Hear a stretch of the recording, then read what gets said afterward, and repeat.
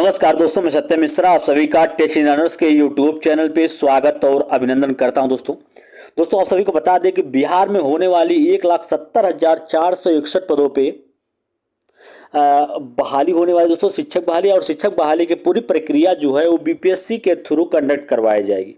ठीक है, और उस बीपीएससी के थ्रू एग्जाम कंडक्ट होने में दोस्तों ढेर सारी दिक्कतें आई और कई बार उसमें संशोधन भी किया गया। और जब संशोधन हुआ दोस्तों डोमिसाइल नीति को लेके, तो उसका बहुत तेजी के साथ विरोध हुआ और उसके बदले में जो शिक्षक अभ्यर्थी थे वो सड़क पे उतरे और काफ़ी लाठी डंडे से भी उनको पीटना पड़ा। ठीक है, पुलिस प्रशासन के द्वारा, यहाँ तक कि महिला अभ्यर्थियों को भी पुलिस के डंडे खाने पड़े। ठीक है, उसके बाद बिहार राज्य के जो डोमिसाइल नीति को लेके बिहार सरकार जो है दोस्तों वो सफाई पेश करने के लिए आज एक शिक्षा विभाग की प्रेस कॉन्फ्रेंस होती है, जिसमें जो मुख्य सचिव हैं अमीर सुबहानी का बयान आता है। दोस्तों अमीर सुबहानी जो है उनका बयान आता है, उनका कहना है कि बिहार राज्य के अस्थायी निवासी होने की जो शर्त है वो हटा दी गई है। कह सकते हैं कि अब बिहार में जो शिक्षक भर्ती का विरोध किया जा रहा था कि डोमिसाइल नीति जो है वो फिर से लागू हो,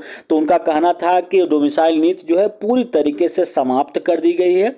अब वहाँ पे किसी भी राज्य का जो बच्चा है वो वहाँ पे आराम से शिक्षक बन सकता है, या जो भी भर्ती आएगी दोस्तों उसमें अप्लाई कर सकता है। ठीक है, और जो परीक्षा होगी बीपीएससी के माध्यम से होगी और अच्छे अच्छे शिक्षकों का चयन होगा बीपीएससी के थ्रू।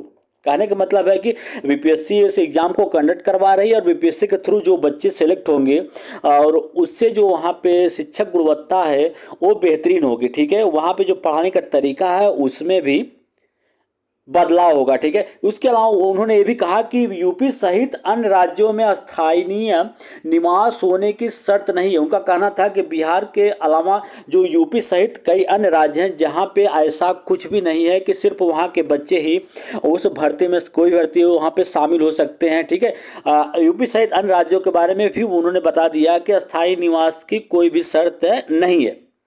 अगर कोई राज्य ये नियम बनाने लगे कि स्थानीय लोग ही अभ्यर्थी बनेंगे या शिक्षक बनेंगे, तो दोस्तों ये विधि सम्मत नहीं होगा। ये कहने का मतलब है कि ये जो संविधान के विपरीत हो जाएगा। ठीक है, ऐसा होने पर बिहार के लोगों को बाहर में नौकरी नहीं मिलेगी। उनका कहना था कि अगर बिहार में ऐसी शर्त लागू कर दी जाती है कि सिर्फ बिहार के बच्चे ही यहाँ पे शिक्षक बनेंगे, या बिहार में जो बीपीएससी के थ्रू शिक्षक भर्ती होने वाली है उसमें यही बच्चे ही फॉर्म भरेंगे, तो बिहार के बच्चों को अन्य किसी राज्य में मौका नहीं मिल पाएगा। जो बिहार के अन्य बच्चे कई कई राज्यों में जाके नौकरी कर रहे हैं, सरकारी नौकरी कर रहे हैं, गवर्नमेंट जॉब है अच्छा, ठीक है, तो उनको किसी अन्य राज्य में उनको मौका नहीं मिलेगा। ठीक है, तो उनका दोस्तों कहना था कि पूरी तरीके से जो डोमिसाइल नीति है वो समाप्त कर दी गई है और बच्चों के भले के लिए ही समाप्त की गई। और उनका कहना ये भी था कि बिहार में जो शिक्षक भर्ती हो रही है इसके थ्रू अन्य राज्य के बच्चे बहुत